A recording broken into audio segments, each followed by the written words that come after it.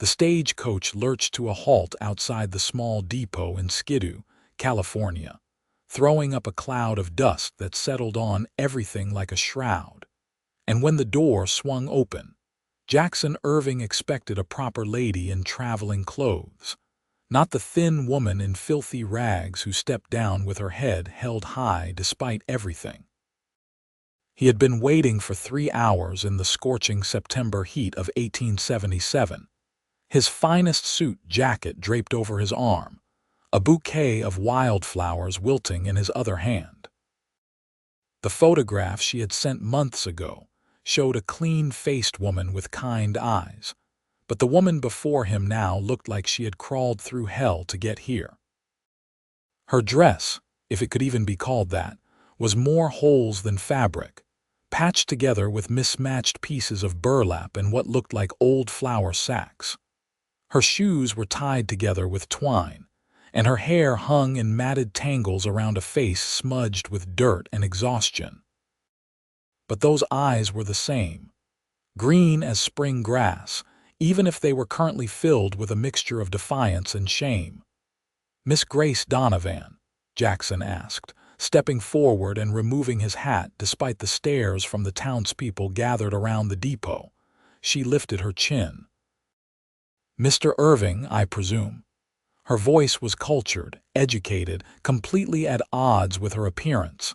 Jackson felt something twist in his chest. Whatever had happened to reduce her to this state, it had not broken her spirit. "Welcome to Skidoo," he said, offering her the flowers. "I apologize for the accommodations. The town is still growing." She took the bouquet with trembling hands, and he saw tears spring to her eyes before she blinked them away. "They are beautiful, thank you." An older woman nearby made a sound of disgust. "Jackson Irving, you cannot possibly be thinking of marrying that creature. Look at her.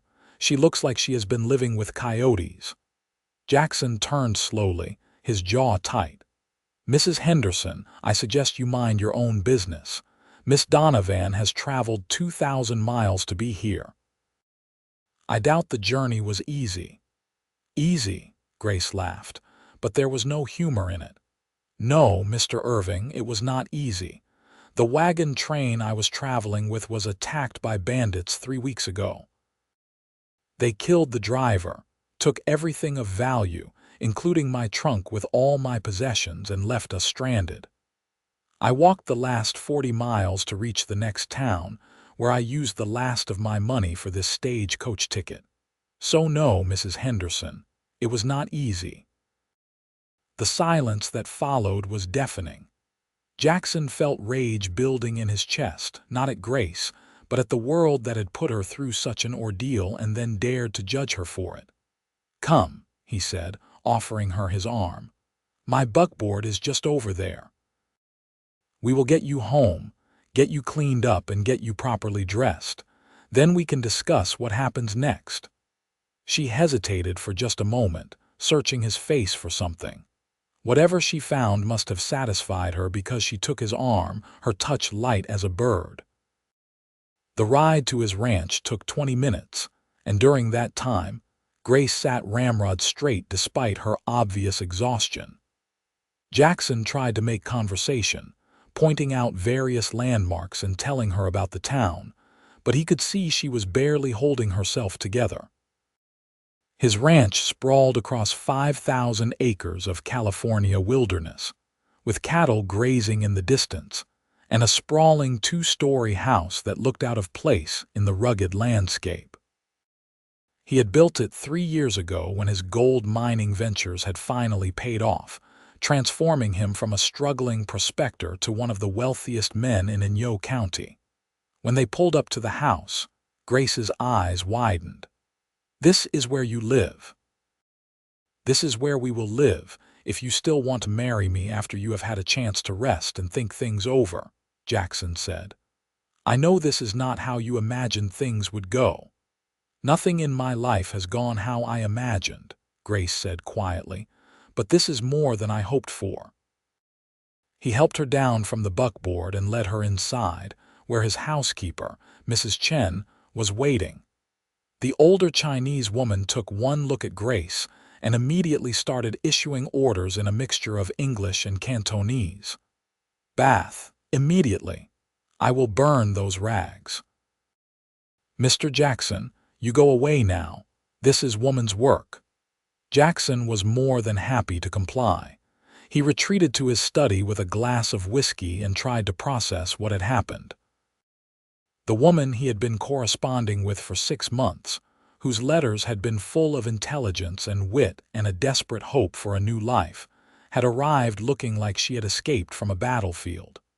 But beneath the dirt and the rags, he had seen something that made his heart race. Strength. Dignity.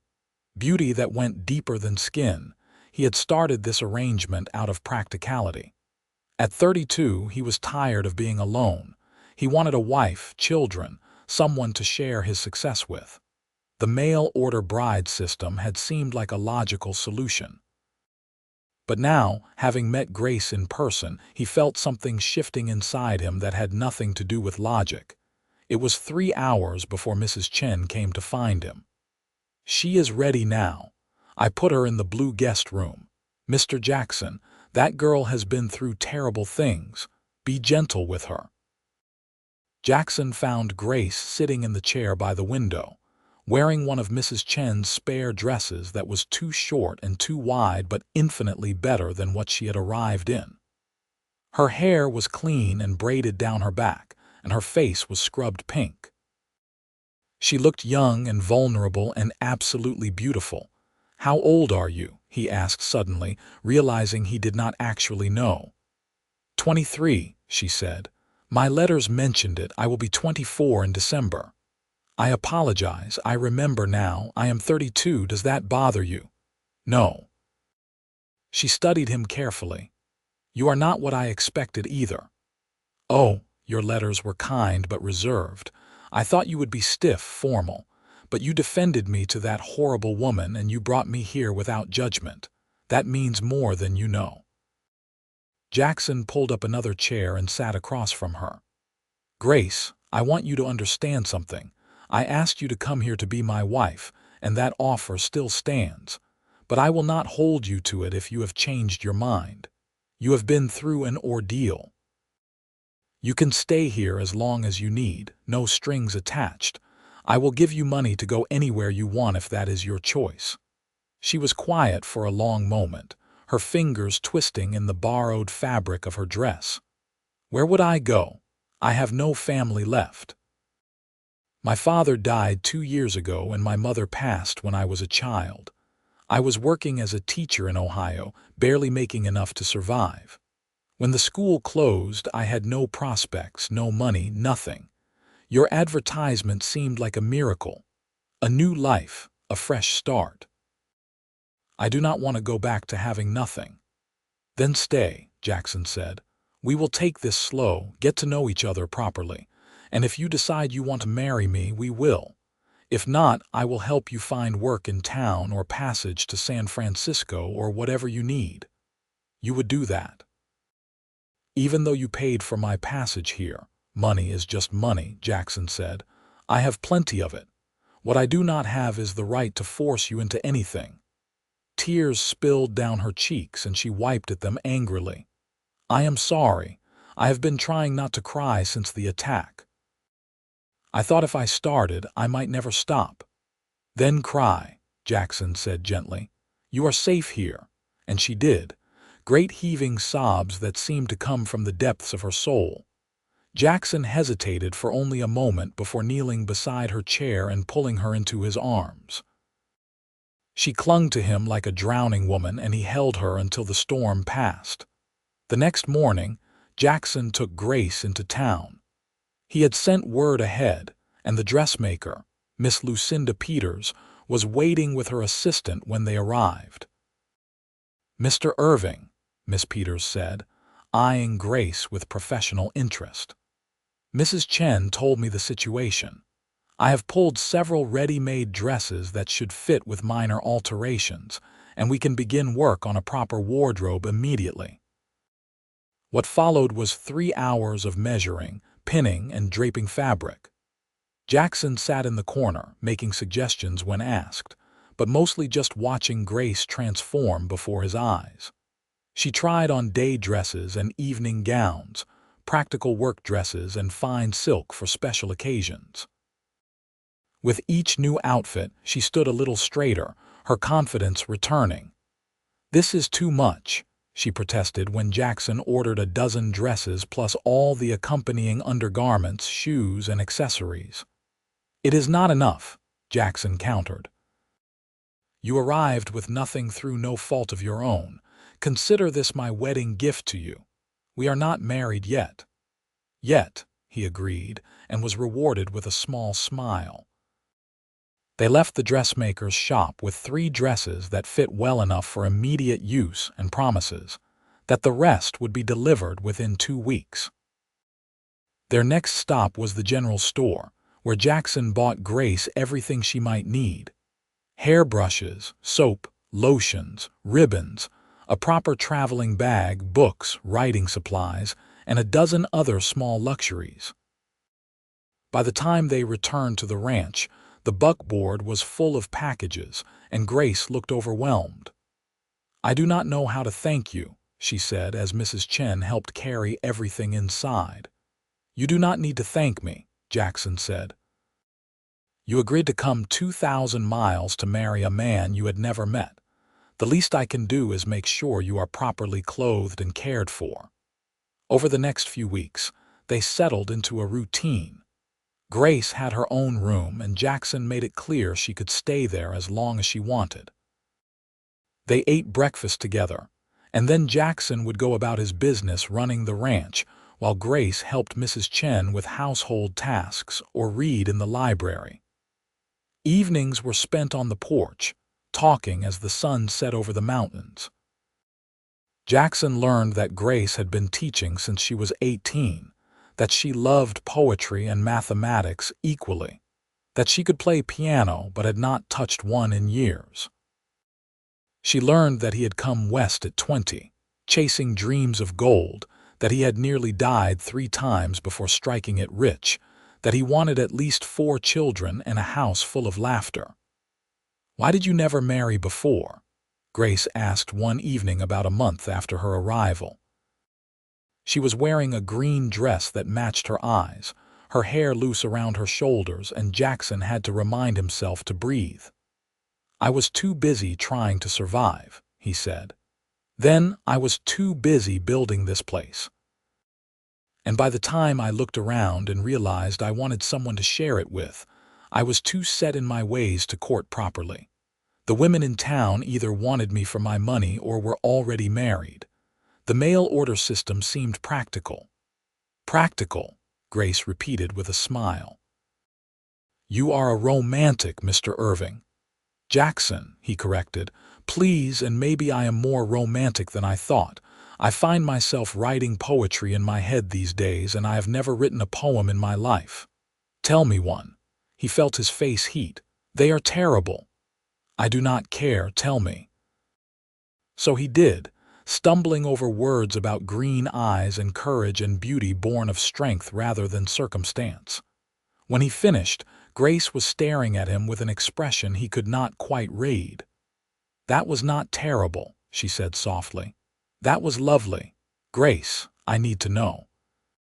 How much more time do you need? Because I am falling in love with you, and if you do not feel the same, I need to start protecting my heart." She stood and crossed to where he sat, taking his hands in hers. "I feel the same.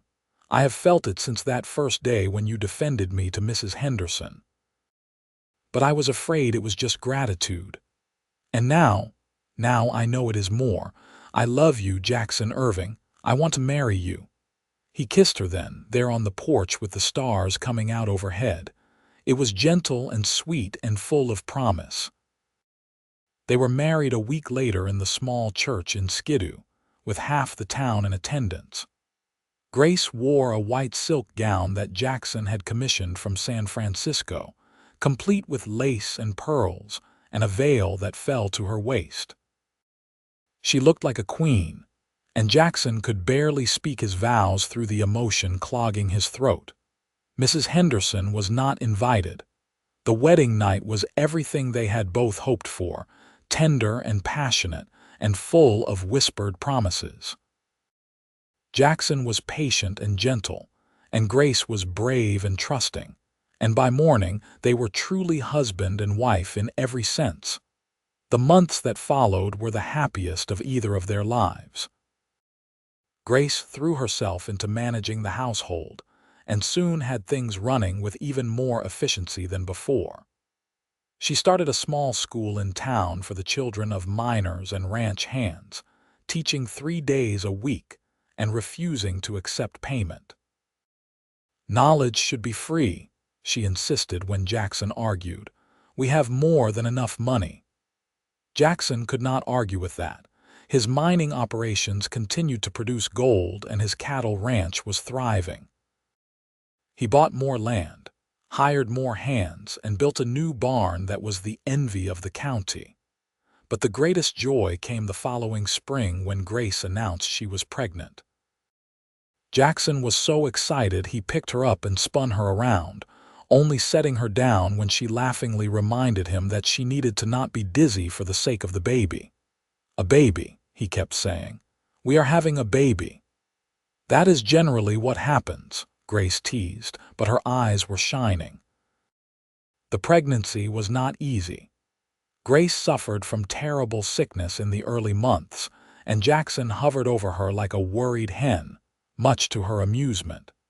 Mrs. Chen made special teas and soups, and slowly Grace's strength returned. By summer, she was blooming, her belly round and her face glowing. Jackson found excuses to touch her stomach throughout the day, talking to the baby about the ranch and the horses and how loved he or she already was. "What if it is twins?" Grace asked one evening. "Then we will be doubly blessed," Jackson said, kissing her temple. In late October of 1878, just over a year after Grace had arrived in Skidoo wearing rags, she gave birth to a healthy baby boy. The labor was long and difficult, and Jackson wore a path in the floorboards outside their bedroom while the doctor and Mrs. Chen worked. When he finally heard the baby's cry, he nearly collapsed with relief. "A son," the doctor said, opening the door. 10 fingers, 10 toes, and a set of lungs that will wake the whole ranch. Mother is doing well." Jackson rushed in to find Grace exhausted but smiling, the baby wrapped in a soft blanket in her arms. "Look what we made," she said. The baby had a shock of dark hair and eyes that were still unfocused, but seemed determined to take in everything around him. Jackson touched one tiny fist and felt it close around his finger with surprising strength. "What should we name him?" Grace asked. They had discussed names for months but never settled on one. Now, looking at his son, Jackson knew, "William, after your father." Grace's eyes filled with tears. "Really, really. William Irving, if that suits you. It is perfect, thank you." William was a demanding baby, crying at all hours and refusing to sleep for more than an hour at a time. Jackson and Grace took turns walking him, singing to him, and generally doing whatever it took to soothe him. Mrs. Chen declared him the strongest-willed baby she had ever seen, which she insisted was a good sign. "He will be a leader," she said firmly. "Mark my words." As William grew from infant to toddler, it became clear that Mrs. Chen was right. He was into everything, fearless and curious and absolutely exhausting. Grace returned to teaching when he was 6 months old, bringing him with her to the schoolhouse and letting the older children help watch him. Jackson expanded his business interests, investing in a freight company and a hotel in the growing town. Skidoo was booming thanks to continued mining success, and his fortune grew along with it. But no amount of money could compare to the joy of coming home each evening to find Grace and William waiting for him. When William was 2, Grace became pregnant again. This time, the pregnancy was easier, and she barely slowed down, chasing their energetic son and teaching and managing the household with the same efficiency as always. Their daughter was born in the spring of 1881, a calm and peaceful baby who seemed content to simply observe the world around her. They named her Sarah, and William was utterly fascinated by his baby sister, insisting on helping with everything from diaper changes to feedings. "Gentle," Grace would remind him constantly as he patted the baby's head with more enthusiasm than finesse. "I am being gentle," William would protest, but he would lighten his touch. Jackson watched his family grow with a sense of wonder that never faded. 4 years ago, he had been alone in this big house, successful but empty. Now every room echoed with laughter and noise and life. When Sarah was 6 months old, they received word that a new family had moved to town, a widow with 3 children who had nothing. Grace immediately organized a collection from the other ranch families, and Jackson contributed generously. They delivered the supplies themselves, and Grace spent an hour talking with the woman, offering friendship along with material help. On the ride home, Jackson reached over and took her hand. "You have the biggest heart of anyone I have ever met."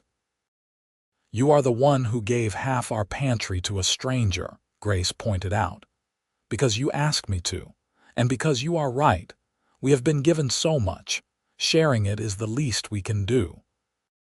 That night, after the children were asleep, they sat together on the porch where they had spent so many evenings talking and falling in love. Grace leaned against Jackson's shoulder and he wrapped his arm around her. "You ever think about that day you arrived?" Jackson asked. "All the time. I was so scared, so ashamed of how I looked. I thought you would send me away. I almost sent everyone away for judging you. You were magnificent, you know, standing there in rags but refusing to be diminished. I did not feel magnificent. I felt like I had reached the absolute bottom. But then you offered me those flowers and you looked at me like I was worth something, like I mattered. You mattered then and you matter now. You are everything to me, Grace. You and William and Sarah, my whole world." She turned to kiss him, soft and sweet. "I love you. I loved you when you defended me. I loved you when you bought me those first dresses. I loved you when you gave me time instead of demanding your rights as my intended husband. And I love you now, more than I thought it was possible to love another person." "The feeling is entirely mutual," Jackson said, pulling her closer. 2 years later, they had another son, quieter than William but with his mother's green eyes and quick mind. They named him Thomas, and he completed their family in a way that felt perfect. 3 children, a thriving ranch, a successful business empire, and most importantly, a love that had only grown stronger with each passing year. Grace's school had expanded to include 20 students, and she had hired 2 assistant teachers to help manage the load. She was beloved in the community, known for her kindness and her refusal to turn away any child who wanted to learn, regardless of their family's ability to pay. Jackson had been approached several times about running for political office, but he always refused. His priority was his family and his community, not power or prestige. He donated generously to causes he believed in, from building a new church to funding a library to ensuring the Chinese workers in the area were paid fairly. On their 5th wedding anniversary, Jackson took Grace to San Francisco for a week, leaving the children in Mrs. Chen's capable care. They stayed in the finest hotel, ate at the best restaurants, attended the opera and the theater, and generally enjoyed being a couple without the demands of children. "I could get used to this," Grace said, twirling in her evening gown before they headed out for dinner. "We can do it every year if you like," Jackson offered. "No, I miss the children too much already, but once a year sounds perfect." They made love that night with the passion of newlyweds and the tenderness of long-married partners, and Jackson marveled again at how lucky he was. This woman who had arrived in his life, wearing rags, had become his queen, his partner, his everything. When they returned home, William ran to greet them with Sarah toddling behind and Thomas in Mrs. Chen's arms. The house was chaos and noise and absolutely perfect. Years passed in a blur of school recitals and cattle auctions, birthday parties and Christmas celebrations, skinned knees and childhood illnesses, laughter and tears and everything in between. William grew into a serious young man who wanted to study law. Sarah discovered a talent for painting and spent hours capturing the California landscape on canvas. Thomas, true to his quiet nature, preferred books and announced at 10 that he wanted to be a doctor. Jackson and Grace supported all of their dreams, making sure they had the education and opportunities to pursue whatever they wanted. The ranch continued to prosper, and Jackson's business investments paid off handsomely. They built a new wing on the house to accommodate their growing children and the constant stream of guests. Grace never stopped teaching, even as her hair began to show threads of silver and her face gained lines from years of smiling. She was a fixture in Skidoo, respected and loved by everyone who knew her. The story of how she had arrived in rags and been treated like a queen by the wealthy cowboy had become local legend, told and retold until it took on an almost mythical quality. But Grace and Jackson knew the truth. It was not about rags or riches. It was about two people who had found each other when they both needed it most, who had built a life together based on respect and trust, and a love that grew deeper every day. When William was 18 and preparing to leave for university in San Francisco, Jackson and Grace stood on the porch watching the sunset, just as they had done countless times before. "Our baby is leaving," Grace said, wiping at tears. "He will be back," Jackson assured her. "This is his home. They all will always come back, I know. But it is the end of an era." Jackson pulled her close. "And the beginning of a new one. We will have grandchildren to spoil soon enough." Grace laughed through her tears. "You are already planning to spoil them." "Absolutely. It is a grandfather's right." They stood there as the sky turned from gold to pink to purple, holding each other and watching the land they had built a life on. The ranch spread out before them, cattle grazing peacefully, horses running in the distant pastures, the town of Skidoo growing prosperous in the valley below. "Do you ever regret it?" Grace asked softly. "Sending for a mail-order bride instead of courting someone properly?" Jackson turned her to face him, his hands gentle on her shoulders. "Not for 1 second. You are the best decision I ever made, the best thing that ever happened to me. Even when I arrived looking like a scarecrow, especially then. You showed me what real strength looks like, what real beauty is. You have made me a better man, Grace. A happier man. I would not change a single moment of our life together." She kissed him then, still as sweet and thrilling as the first time. "I love you, Jackson Irving." "I love you too, Grace Irving. Always have, always will." Sarah called from inside that dinner was ready, and they turned to go in, hands linked as they had been for the past 20 years. The house was warm and bright, filled with the voices of their children and the smell of Mrs. Chen's cooking. This was home. This was happiness. This was everything they had built together from nothing but hope and determination and love. William left for university in the fall, and the house felt emptier without his presence. But he wrote every week, long letters full of his studies and his dreams and his assurances that he missed them terribly. Jackson and Grace wrote back just as faithfully, sending news from home and encouraging him to pursue his passions. Sarah blossomed at 16, her artistic talent attracting attention from galleries in San Francisco and even back east. She was courted by several young men, but none of them seemed to meet her exacting standards. Grace was secretly pleased that her daughter was not in any hurry to marry, enjoying these years when Sarah was still at home. Thomas, at 14, was already showing the dedication and compassion that would make him an excellent doctor. He volunteered at the small clinic in Skidoo, learning everything he could from the aging doctor who had delivered him. Jackson, now 54, still ran the ranch with the same energy he had in his 30s, though he had started letting his foreman handle more of the day-to-day operations.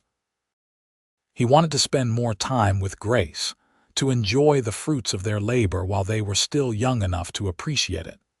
They took more trips together, exploring California and occasionally venturing further afield. They visited New York once, where Grace was wide-eyed at the size of the city, and Boston, where Jackson was equally overwhelmed. But they always returned to Skidoo with relief, grateful for the open spaces and slower pace of their home. On their 25th wedding anniversary, Jackson planned an elaborate celebration.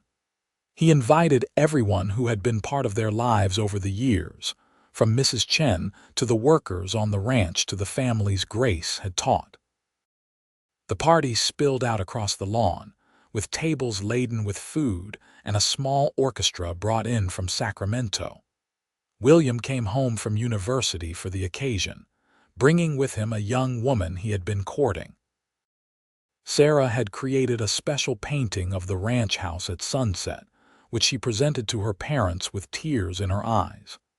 Thomas gave a speech that had everyone laughing and crying in equal measure, but the best moment came when Jackson stood to address their guests. 25 years ago, I sent for a mail-order bride, thinking I was looking for a practical solution to loneliness. What I got instead was the love of my life. Grace arrived with nothing, and together we built everything. She is my partner, my best friend, the mother of my children, and the beating heart of this home. Every day with her is a gift I never take for granted. He turned to Grace, who was crying openly now. You arrived in rags, and I dressed you like a queen because that is what you deserved. But the truth is, you were always a queen. You just needed the right person to see it. The crowd erupted in applause, but Jackson only had eyes for Grace as he pulled her to her feet and kissed her soundly. When they finally broke apart, she was smiling through her tears. You old romantic, she said. Who knew you had it in you? You did, Jackson replied. From the very beginning. The party went on into the night with dancing and toasts and more food than anyone could possibly eat. Jackson and Grace waltzed together under the stars, moving as one after years of practice, and everyone who watched could see the love that still burned bright between them. As the last guests departed and their children headed to bed, Jackson and Grace found themselves back on the porch, their favorite spot. Grace was still wearing her anniversary gown, a beautiful creation of midnight blue silk that Jackson had commissioned from San Francisco. She had never looked more beautiful. It was a perfect day, she said, leaning against him. It was a perfect 25 years, Jackson corrected. They sat in comfortable silence, watching the moon rise over the mountains. So much had changed since that day Grace stepped off the stagecoach in rags. They had built a family, a fortune, a legacy. But the most important thing they had built was this, the quiet moments of contentment, the absolute certainty that they were exactly where they belonged. What do you think the next 25 years will bring? Grace asked. Jackson kissed the top of her head. Grandchildren, I hope, maybe great-grandchildren if we are lucky. More adventures, more memories, more of this. As long as I have you, I do not care what else happens. You will always have me, Grace promised, until my last breath and beyond.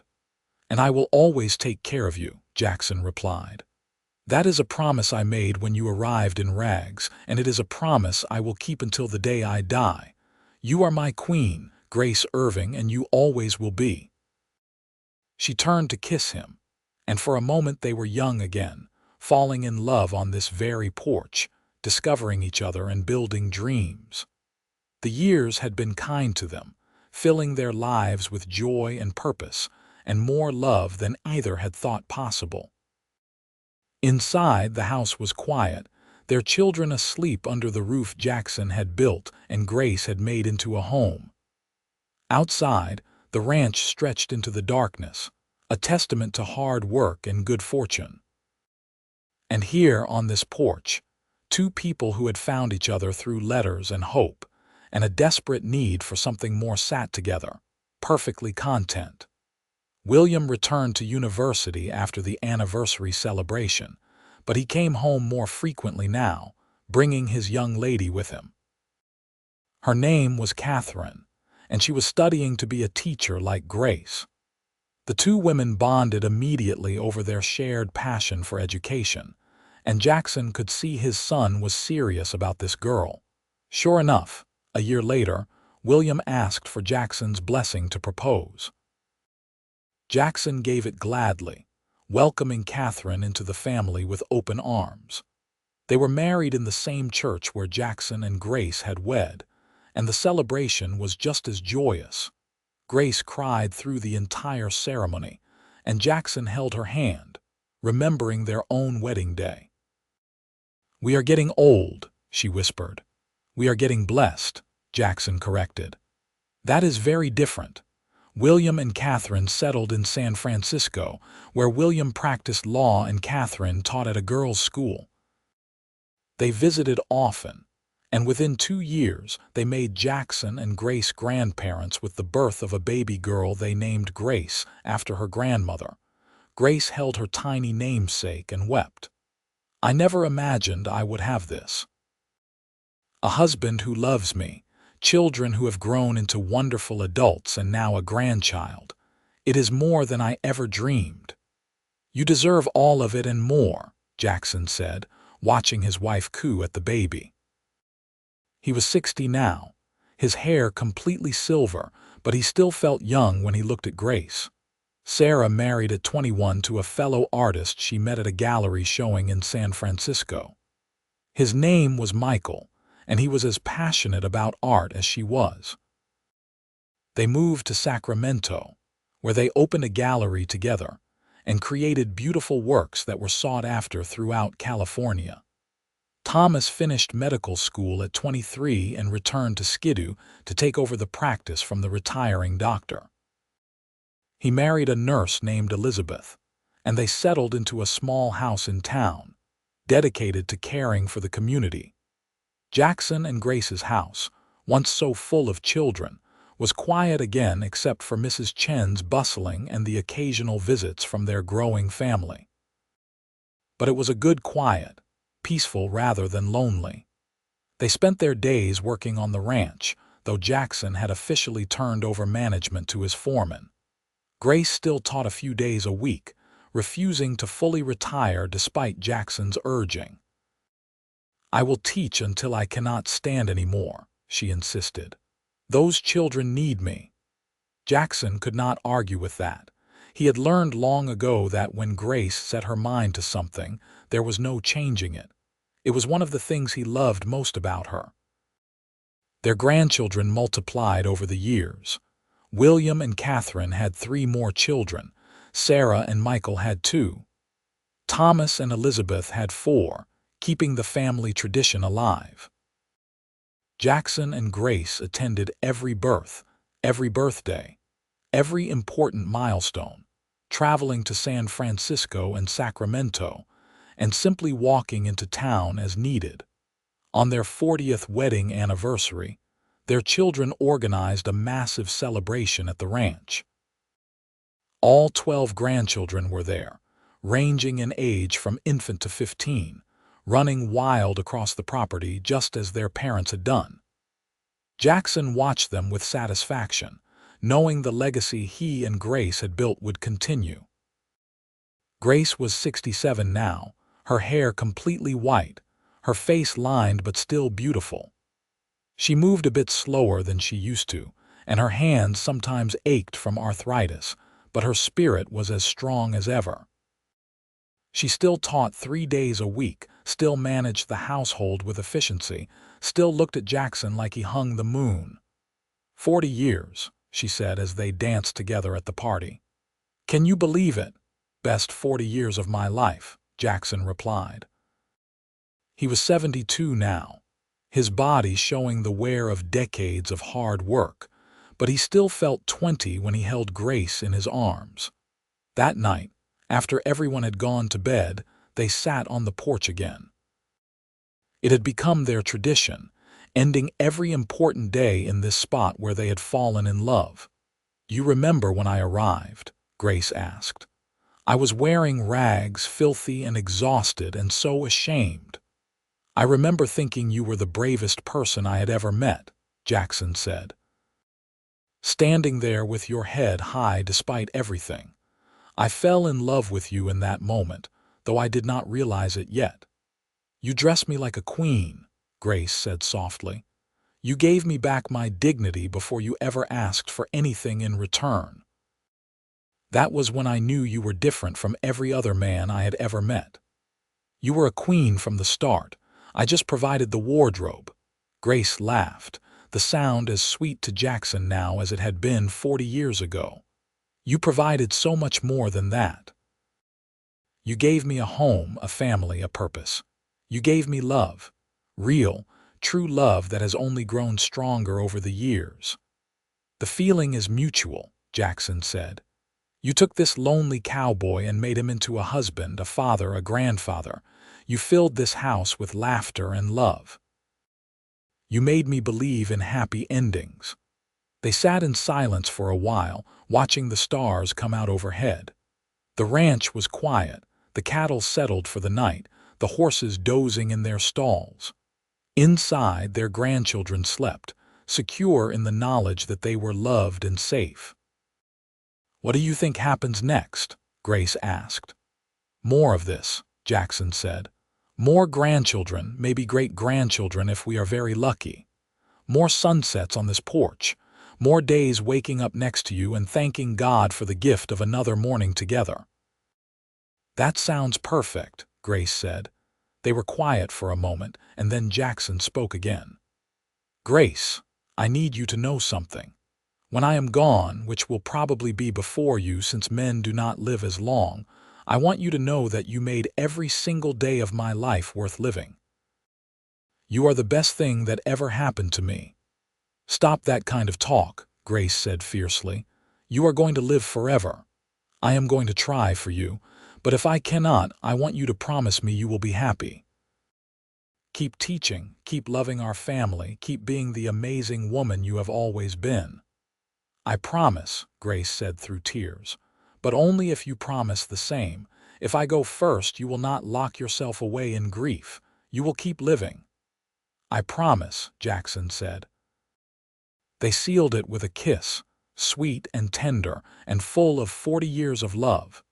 The years continued to pass, gentler now but no less full. Jackson finally retired completely at 75, handing over all his business interests to William and spending his days on the ranch he loved. Grace taught until she was 70, finally retiring when her arthritis made it too difficult to write on the chalkboard. Their children visited often, bringing the grandchildren and eventually great-grandchildren. The house was filled with noise and chaos during these visits, and Jackson and Grace loved every minute of it. But they also loved the quiet times, just the two of them and Mrs. Chen, who was now in her 80s but still refused to slow down. On a warm spring evening in 1928, 50 years after Grace had arrived in Skidoo wearing rags, Jackson and Grace sat on their porch watching the sunset. Jackson was 82 now, Grace 73, but they still held hands like newlyweds. 50 years, Grace marveled. We made it 50 years. Best 50 years possible, Jackson said. His voice was weaker now, his body frail, but his love for Grace burned as bright as ever. Thank you, Grace said suddenly. For what? For seeing me when I was at my lowest, for treating me with kindness and respect, for loving me every single day, for giving me this beautiful life. Thank you for coming, Jackson replied. Thank you for taking a chance on a lonely cowboy. Thank you for making this house a home. Thank you for our children and grandchildren and great-grandchildren. Thank you for being my partner, my love, my everything. They kissed as the sun set, painting the sky in shades of gold and pink. Inside, Mrs. Chen was preparing dinner. In town, their son Thomas was caring for patients. In San Francisco, William was arguing cases in court. In Sacramento, Sarah was creating beautiful art. And scattered across California were 12 grandchildren and 6 great-grandchildren, all carrying forward the legacy of love that Jackson and Grace had built. That night, as they prepared for bed, Jackson held Grace close. "I love you," he whispered. "I will love you forever." "And I love you," Grace replied, "in this life and whatever comes next." They fell asleep in each other's arms as they had done for 50 years, content and complete. Jackson passed away peacefully 2 years later at the age of 84, with Grace holding his hand and their children gathered around his bed. His last words were, "I love you," to Grace, and she whispered them back through her tears. She mourned him deeply, but kept her promise. She continued to live at the ranch, surrounded by family, teaching the great-grandchildren to read and telling them stories about their grandfather. She lived another 8 years, finally passing at 81 with all her children and many of her grandchildren by her side. They buried her next to Jackson on a hill overlooking the ranch, under a tree they had planted together on their 10th anniversary. The headstone was simple: Jackson Irving, 1845–1927, and Grace Irving, 1854–1935. Beloved husband and wife, parents, grandparents, and great-grandparents. Forever together. The ranch stayed in the family, passed down through generations. The story of the mail-order bride who arrived in rags and was treated like a queen became family legend, told to each new generation as an example of true love. The dresses Jackson had bought Grace that first week were preserved and eventually donated to a museum, a testament to a cowboy who saw beyond circumstances to the woman beneath. The letters they had written before meeting were kept in a box in the family home, read and reread by descendants who marveled at how their love story had begun. But the real legacy was not in things or stories. It was in the dozens of descendants who carried forward Jackson and Grace's values of kindness, generosity, hard work, and love. It was in the schools and hospitals and businesses they built. It was in the community of Skidoo that had grown and thrived in part because of their contributions. And on quiet evenings, when the wind blew just right across the California hills, some family members swore they could see 2 figures sitting on the old porch, holding hands and watching the sunset, together for eternity, just as they had promised. The mail-order bride and the wealthy cowboy, forever in love, forever home.